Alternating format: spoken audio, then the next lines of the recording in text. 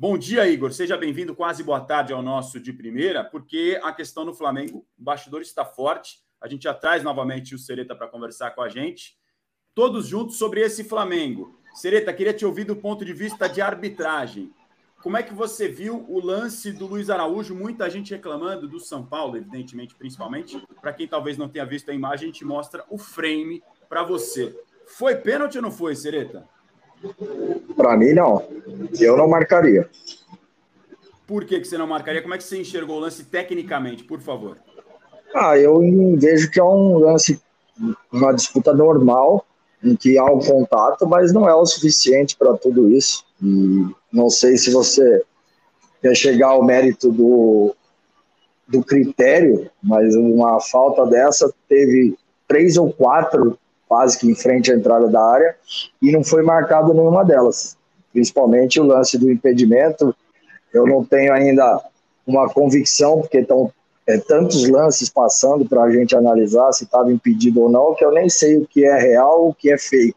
Então não dá para ter noção daquilo que aconteceu, daquilo que foi checado, se foi checado o impedimento, se foi checado o pênalti. Até agora a gente não tem os áudios para poder definir. Evidentemente, os áudios do VAR ajudam a gente a ter essa noção melhor, né, do que aconteceu na decisão no momento da penalidade máxima. Para quem não viu, o jogo estava 1-0 para o São Paulo na parte final do duelo no Maracanã, e tem o pênalti no finalzinho do Luiz Araújo, do Michel Araújo, em cima do Luiz Araújo do Flamengo, e aí uma reclamação muito forte, o São Paulo inclusive prometendo ir à CBF para protestar contra essa penalidade máxima. Para você, Sereta, o São Paulo tem razão então na reclamação? Eu acho que tem razão, procede mais pelo critério, né, do desenrolar do jogo. Se você analisar as 3, 4 faltas que eu falo para você, seja para o Flamengo ou para o São Paulo, que não foi marcado, e por final marcar uma infração que você manteve um critério durante todo o jogo dentro da área penal para definir o resultado da partida, é uma influência muito direta no resultado. Aproveitando a tua presença já, Sereta, tem outro lance que acho que a gente nem tinha conversado aqui no bastidor, mas acho que é importante porque vi muita gente perguntando no chat. O lance do jogo entre Fluminense e Grêmio, uma reclamação também de uma penalidade. Não sei se você chegou a ver esse lance. Como é que você viu essa penalidade? Pênalti também, se não me engano foi no Nino, né, que o zagueiro do Grêmio faz a carga nas costas, pisa, é um pênalti que não dá para entender a não pontualidade do VAR impedir para uma revisão. Então são lances desses, tipo, que nos deixando o VAR cada vez mais descrente, que a gente não sabe a hora que o árbitro vai poder contar com a ferramenta ou não, ou se a ferramenta que está em frente ao VAR que tem que ser modificada. Um lance que aconteceu, para quem também não viu essa penalidade da qual a gente está se referindo, aos 55 do segundo tempo, o Nino cai dentro da área, ele reclama de ter sofrido esse pisão que você está vendo, que a gente mostrou agora há pouco na imagem, mas a arbitragem não marcou pênalti e o torcedor do Fluminense evidentemente reclamou demais. A impressão, Sereta, é que semana após semana as polêmicas continuam, mesmo com o VAR, né? Impressionante. Não, se a gente for analisar hoje, a gente vai achar uma coisinha ou outra e a gente não vai lembrar do que aconteceu na 7ª, 8ª, 9ª rodada, isso aí vai passar. Mas o problema é que alguma coisa vai acontecer na penúltima e na última rodada que vai definir o campeão ou não, porque o Botafogo está muito líder.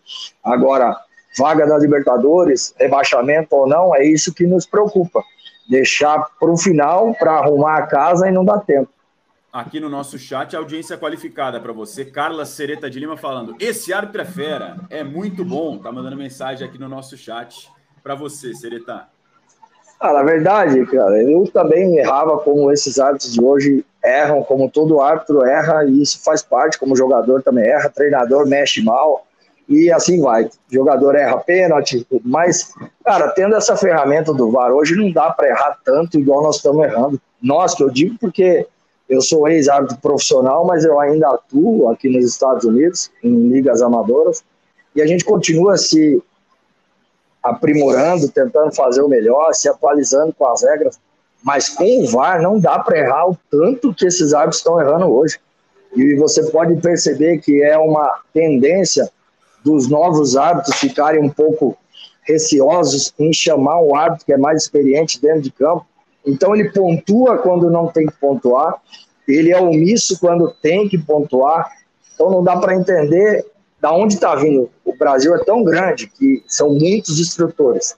E você tentar unificar o critério em estado já é um complicador. No Brasil, então, se você deixar todo mundo, e agora tem Copa do Brasil no meio de semana, você deixar todo mundo clausurado dentro de uma sala e tentar passar critério atrás de critério, mas não ter pessoas que conseguem entender tudo isso que a comissão está querendo passar, é problema atrás de problema. Então, a mão de obra que é ruim. Infelizmente, hoje em dia, na minha fase, eu vou falar 5, 10 nomes que todo mundo vai lembrar. Hoje, é só mais um número. Tem os árbitros FIFA erram a toda rodada, vai sendo descartado, não vai, aí tenta renovar, e pouca gente consegue pular no cavalo selado. Aqui no jogo, inclusive, teve outra polêmica em relação à linha do VAR, que foi traçada nesse momento do jogo do Maracanã, que foi muito questionado. O Igor Siqueira estava lá também para acompanhar de perto. E a nossa enquete está aberta, você pode votar se foi ou não pênalti para o Flamengo. A maioria está concordando com a opinião do Sereta, cerca de 70% dos votos achando que não, outros cerca de 30% achando que sim. Você viu o lance, PVC? O que você achou? Eu achei... Eu marcaria o pênalti. A minha questão toda foi mais pela questão do impedimento.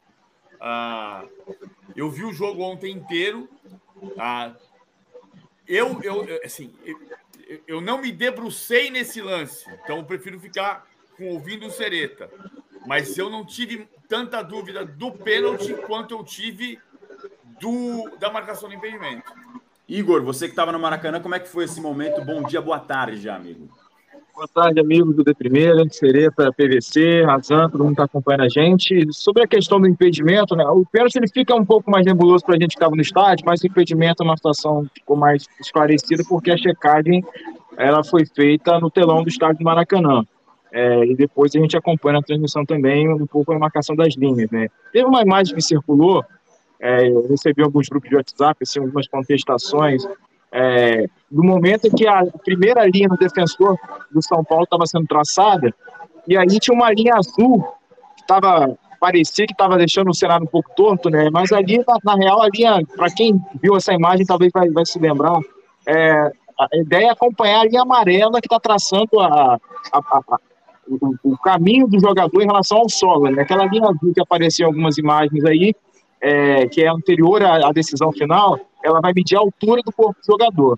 Então, quando no telão sai a marcação lá em relação ao impedimento, ao não impedimento, né, no caso da marcação da jogada do novo pênalti do Flamengo, ficou um pouco mais claro pelo que eu consegui perceber nessa imagem aí, por exemplo, que você está citando, né, que ela vai para a transmissão, que ela é colocada para o estádio também, do não impedimento, uma condição legal ali do Luiz Araújo, que ficou, aparentemente, para mim, constatado nessa marcação do VAR. Agora, realmente, a questão da marcação do pênalti ou da checagem, para a gente no estádio ficou um pouco mais complicado, porque, enfim, a comunicação a gente não teve acesso e não houve um tempo no telão de checagem do ponto de contato, esse tipo de situação que aconteceu, que costuma acontecer em lances desse tipo, quando o árbitro marca um pênalti e a cabine verifica se tem alguma anormalidade na decisão do árbitro. Então foi isso que a gente percebeu no estádio ali, uma situação de checagem anterior ao pênalti, né, do impedimento um pouco mais clara, mas é uma situação muito rápida aqui de verificação, ou nem tanto assim de verificação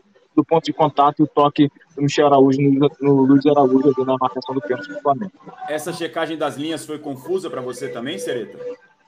Demais, porque no primeiro momento parece que já estava definido por o não impedimento e depois parece que foi refeita para daí a gente conseguir chegar à análise final. Mas você sabe que, assim, no ponto positivo da marcação do pênalti, apesar de eu não concordar com a marcação, é o VAR não ter influenciado nessa pontualidade.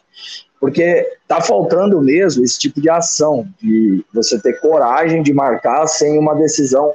E ele não chamar, deixar o árbitro na dúvida, é um ponto positivo a ser comemorado, baseado em tudo aquilo que existe de negativo.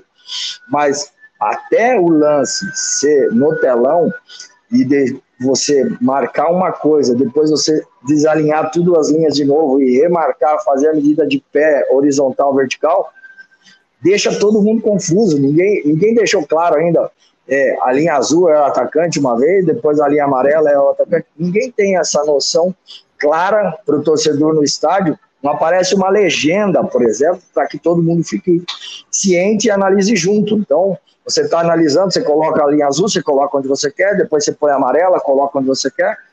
Se existir uma legenda para o torcedor, para quem estiver em casa assistindo, fica muito melhor. A linha branca da bola, a linha azul do defensor, a linha amarela do atacante, para todo mundo ter real noção daquilo que o VAR está manuseando e tentando encaixar as linhas no lugar certo.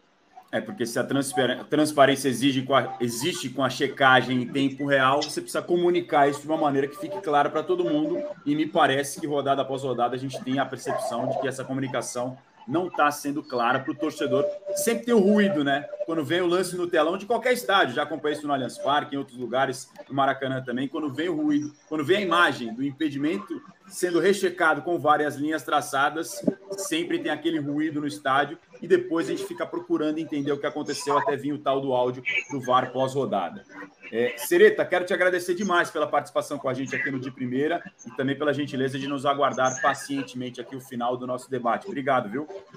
Eu que agradeço, obrigado aí, bom falar com vocês. Tomara que logo a gente tenha mais resoluções boas em prol da arbitragem, porque cada rodada os telefones não param, os grupos de WhatsApp só se falam em arbitragem. Esquecemos do futebol para falar de arbitragem.